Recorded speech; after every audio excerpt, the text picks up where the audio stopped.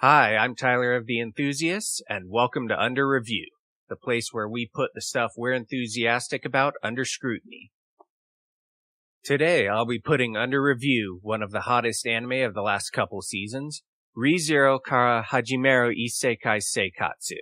As a disclaimer for anyone who hasn't seen this series, or if you're a parent doing a checkup on what your kids are watching, this show would have to be given a PG-13 rating for fantasy violence, blood and gore, and some disturbing imagery. You have been warned. Have you ever wanted to be transported to a fantasy world complete with your own special power? That's exactly what happened to NEET Natsuki Subaru.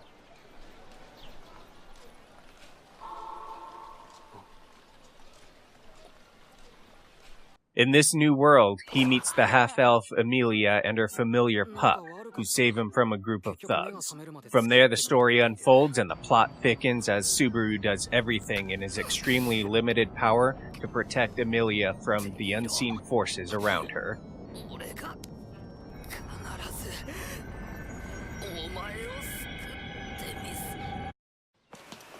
Now, before I begin, let me say that Re:Zero falls into the transported to another world genre of anime that has absolutely exploded since Sword Art Online was released in 2012.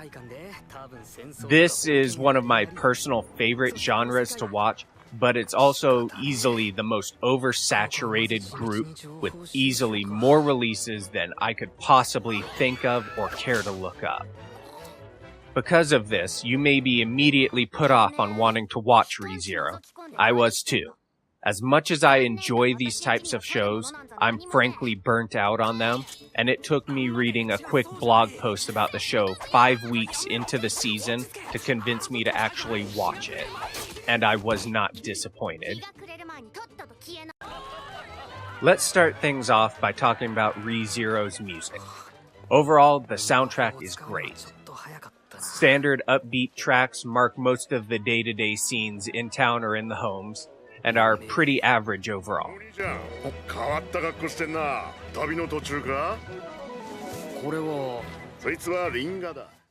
But the action scenes have some wonderful orchestral work that make the heart pound and keeps the tension palpable. These sets are easily the most enjoyable because they'll make you sit up in your seat and get sucked into the scene that they've helped build. The theme songs are pretty good too. Myth and Royd have some nice plays for the first ending and the second opening, especially if you enjoy some slight electro rock.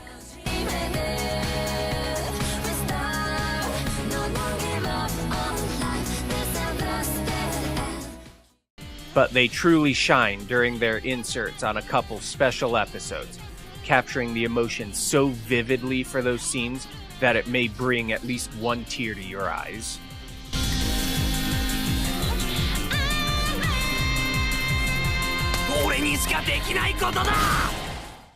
The second ending, sung by Emilia's voice actress Takahashi Rie, is a nice change for the series as a whole, and the ballad works so well with the overall feel of the second half of Re:Zero.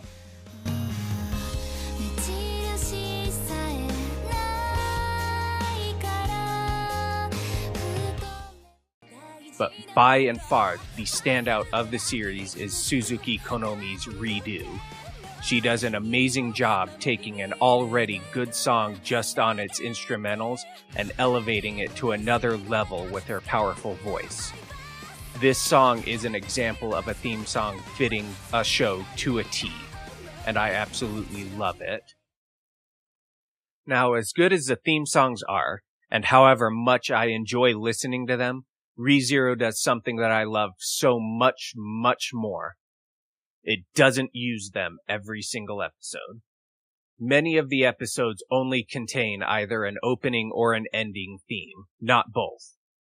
Re:Zero seems to understand perfectly that not every episode needs to have an opening to set up atmosphere, or an ending that might break the tension that was just barely set up by the ending of the show. Each use is in line with what that song's feel is. Sometimes the only setup you need to create instant immersion is the tension from the prior episode immediately brought back, or a straight fade to black and a to be continued at the end of an episode. One thing I enjoy about ReZero is how bright and colorful it is. Characters, backgrounds, even the atmosphere looks and feels bright. And even during the darker scenes of the show, there is a vividness that accents and enhances those scenes. Overall, everything in the backgrounds looks, and more importantly, feels like they fit. From buildings and forestry to background characters and animals. Nothing usually stands out because of ugly, unnatural animation. Although there are a few scenic views where there are noticeably ugly CG background characters, but these are few and far between. And as strange as it may sound having praised how bright the show is, what outshines that are the effects that are used during the darkness scenes. Shadow movements and animations and fog effects are amazingly rendered, and honestly surprised me at how nice they were. Where the music raises the dramatic tension, the movements of the shadow and the particle effects for the weather raises the creep and isolation factors, and the two elements combine extremely well into some of the most important stages ReZero has to offer. Now let us come to both the strongest and by far the weakest aspect of ReZero, its characters. Taking major cues from its RPG-like inspirations, if they aren't even remotely related to the main character, all of the characters are very standard NPC shopkeepers with a very limited personality and appearance. However, if a character would be in the main party, then there are unique designs and personality development. This is the weakness of these characters. Even at 25 episodes, there is very little character background or even usage outside of the main character, Subaru, or Rem, who went from an interesting side character to main companion and support. All side characters feel just thrown in for plot convenience and often tossed to the side after their usefulness is completed. I might be willing to chalk this up to the format of the show, where there are several smaller arcs that require certain abilities and thought processes for Subaru to grow with, but I struggled to remember Roswell's or Felt's names, and even Beatrice would have been difficult to remember if not for her nickname. This is criminal given how strongly these characters were set up to be part of the main story. Even Amelia takes a step back from main heroine to a damsel in distress when she was given so much potential early on. The only reason I can see for this would be that there's a setup for a second season. If that is the case, it would be understandable, but it's no less disappointing for all that is invested into this first season. However, the depth that was shown in the series' one main antagonist genuinely surprised me. Based on the way ReZero developed, I think that each successive antagonist could be and should be an even more well-rounded character than the last that was presented. Natsuki Subaru is easily the best and worst part of the show's characters. Much like a lot of other trapped in another world anime protagonists, Subaru suffers from the tendency to run his mouth about how similar the new world is to the games and animes that he's seen.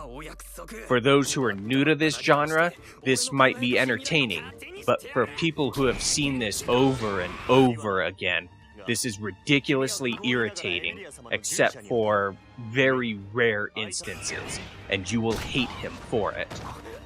Subaru's greatest strength lies in that he's not completely overpowered in the standard sense, like most of these other protagonists would be. He's weak and frail, able to be punished for his big mouth by the people who are far stronger and more skilled than he is. He can't go into a situation thinking, how can I best beat or kill the thing that's giving me problems? Instead, he has to rely on the strengths of other people while he acts as the bait.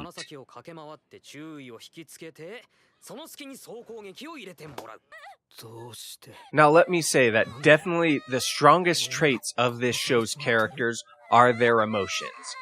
Every character of any importance will show not only strong emotions in the areas that they're featured in, but those feelings will be understandable, relatable. The majority of these do revolve around the theme of closeness of family and loved ones, but they aren't limited to just that.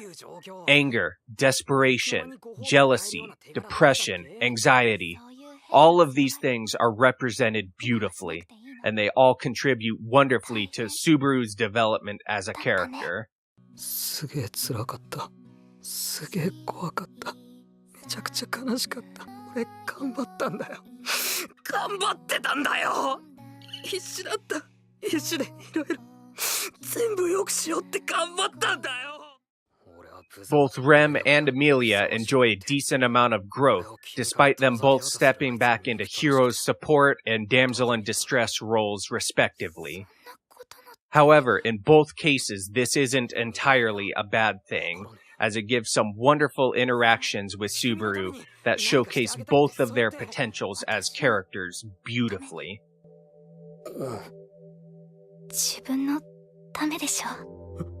違う。俺はただ君のために。そうやって何もかも私のためだって嘘をつくのはやめてよ。私との約束は守ってくれないのに、それでも自分のことは信じてほしいって、そんなこと言われたってできない。できないよ。The world itself feels very well put together, and towns and the residents in them feel interconnected. Despite there not being many answers to the many questions posed, the series offers enough to make the world feel interesting.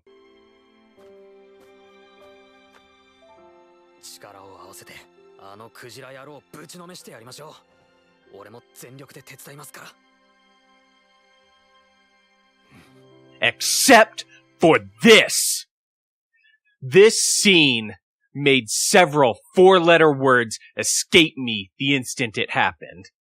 I refuse to accept that when in our world there are people who don't know what a fist bump is, that there is another world where you can raise your fist to a 70-plus-year-old man and he understands perfectly what to do when no indication that this concept even exists. Bull! For someone burnt out on this genre, I was pleasantly surprised by ReZero's ability to use the same cliches as the rest of the shows to its advantage. While the protagonist is still overpowered, he feels frail at the same time, and this frailty is the key for making Subaru even a little worthwhile as a protagonist. Side characters bring something to the table besides just being a pretty face or a you-can-do-it pat on the back.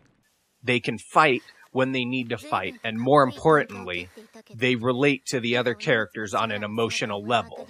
They can support not only Subaru, but each other.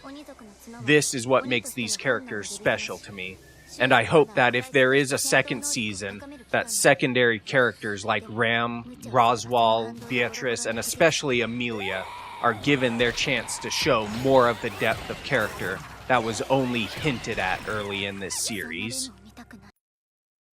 ReZero earns an 8 out of 10 from me based on those reasons, and against my initial misgivings surrounding the genre.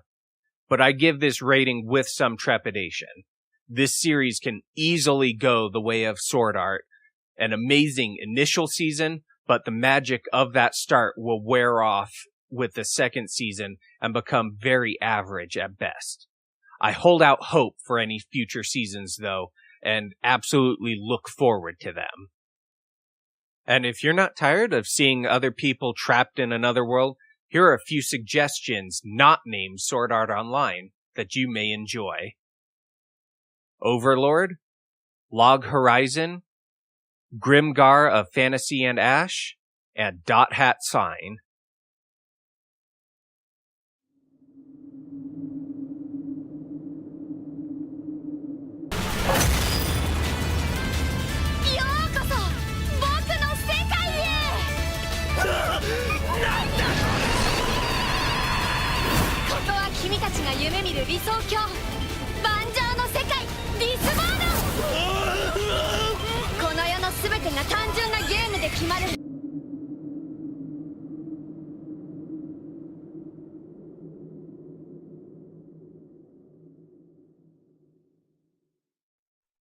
If you have an anime you would like me to review, please let me know in the comments below or on our Facebook page. And if you enjoyed this, please like, subscribe, and share to support us. Thank you.